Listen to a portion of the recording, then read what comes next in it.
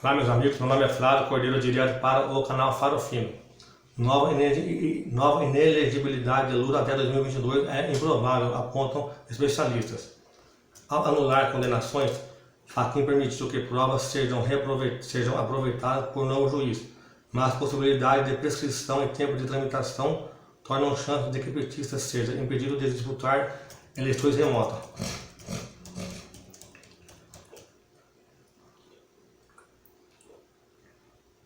A anulação das condenações do ex-presidente Luiz Inácio Lula da Silva nos processos da Operação Lava Jato causou enorme frição no cenário político brasileiro. Lula recobrou seus direitos políticos e está elegível para o pleito de 2022. O movimento que colocou o petista de volta no páreo também abriu o caminho para que novos processos contra ele tramitem com rapidez. Todavia, é improvável que o ex-presidente seja novamente impedido de estar nas urnas, apontam especialistas ouvidos pela DW Brasil. Segundo haviam sinalizado, o ministro da segunda turma do Supremo Tribunal Federal, STF, era esperado que o ex-presidente recuperasse os direitos políticos ainda neste semestre, quando deveria ser concluído o julgamento sobre a suspeição do ex-juiz Sérgio Moro nos casos em que condenou o ex-presidente. Porém, nesta segunda-feira, 8/3, o ministro do STF, Edson Fachin, surpreendeu os colegas de toga e declarou a 13ª Vara Federal de Curitiba incompetente para julgar as acusações contra Lula. A decisão monocrática atendeu a um pedido de habeas corpus apresentado pela defesa do petista em novembro do ano passado.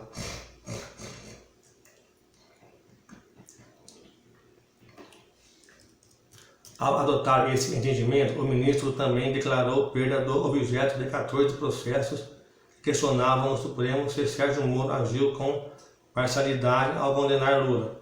Desta forma, encaminhou o arquivamento dos pedidos, descartada a suspeição às provas produzidas sob a supervisão do ex-juiz ou mesmo com sua participação, como apontaram as revelações da Vaza Jato, podem ser aproveitadas pelo Tribunal do Distrito Federal, que irá julgar as denúncias contra Lula.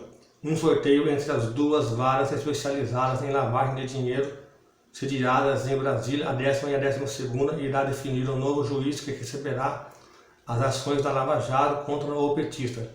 A possibilidade de utilizar o material que Moro teve em mãos para condenar o ex-presidente pode ser decisiva para o futuro político de Lula, mas apenas em um cenário muito pessimista para o ex-presidente.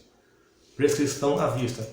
O Código Penal brasileiro determina que o tempo de prescrição para crimes cometidos por pessoas com mais de 70 anos é reduzido pela metade.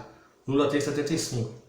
Embora esse período seja estipulado a partir da pena máxima do delito em questão, o Judiciário aplica usualmente a tese da prescrição pela pena em perspectiva, que determina o tempo de expiração em cima de uma punição mais realista, a qual costuma se distanciar do teto.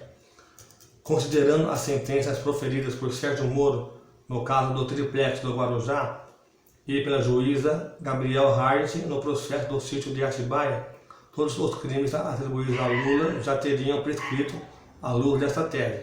Nesse cenário, o petista não poderia mais ser condenado pelas acusações pregressas.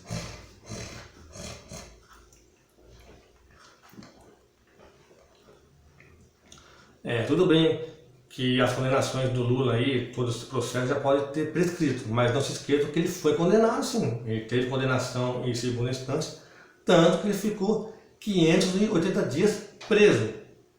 Então não tem como negar que ele teve uma condenação sim. Pode ter prescrito, aí está até a tese aí do Fachin de tornar o Lula de novo elegível, pode até se basear um pouco nesse esquema aí, nessa lei de prescrição de crime. Mas que ele foi condenado e ele cumpriu 580 dias de prisão, isso ele cumpriu.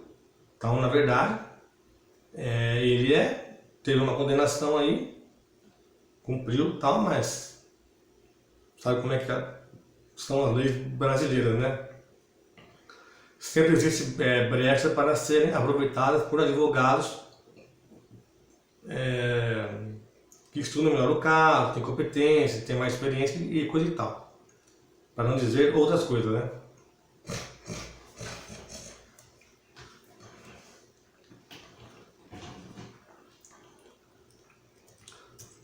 No entanto, caso o Tribunal do Distrito Federal adote uma interpretação mais inflexível a respeito do tempo de prescrição, pode considerar que os crimes ligados ao triplex e a acusação de lavagem de dinheiro no caso de Atibaia só expiram em 2022, que é o que realmente deveria ser.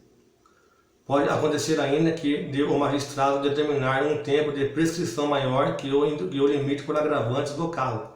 Essa foi a postura do juiz Luiz Antônio Bonatti, da 13ª Vara de Curitiba, no caso de Paulo Vieira de Souza, operador financeiro do PSDB. Não se trata, contudo, de um entendimento dominante no judiciário. Fato é que o tempo do processo pode ser decisivo para que eventuais condenações do petistas o tornem inelegível para as próximas eleições. Com as provas apresentadas em Curitiba nas mãos da acusação, o trâmite ganha celeridade incomparável a um recomeço do zero, com nova apresentação de provas. Sim, existem as provas contra o Lula, isso aí não tem como negar, e elas têm que serem usadas, de preferência aí, o mais rápido possível, para que o trâmite ganhe celeridade, para que o processo não comece do zero e fique aí parado e passe por todos os transtornos, todas as fases burocráticas e que transcreva o período da eleição do ano que vem e o Lula possa ser candidato.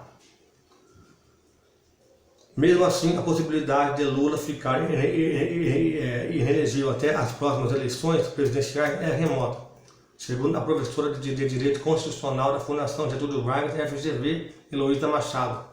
O juiz precisa considerar novamente o recebimento ou não da denúncia a um novo julgamento. As etapas de defesa, o juiz precisa considerar novamente o recebimento ou não da denúncia a um novo julgamento, as etapas de defesa, um eventual recurso, uma condenação em segunda instância. É um longo caminho pela frente, explica. Efeito cascata na Lava Jato. Além do caso de Lula, o movimento do ministro Edson Fachin impactou os rumos de outros casos diferentes à Operação Lava Jato. Caso Sérgio Moro fosse considerado parcial pela segunda turma do STF, a consequente anulação das condenações do ex-presidente abriria margem para que outros processos conduzidos pelo ex-juiz tivessem o mesmo destino. Tido como um dos principais apoiadores da Lava Jato de Curitiba no STF, Fachin teve sua decisão questionada por setores do meio jurídico e da política. Sua estratégia foi lida como uma manobra para blindar os demais processos ligados à operação. Essa leitura é partilhada por Antônio Santoro, professor de Direito Processual Penal na Universidade Federal do Rio de Janeiro, UFRJ. O jurista ressalta a preocupação do ministro em explicar a perda de objeto dos pedidos de suspeição no texto da decisão.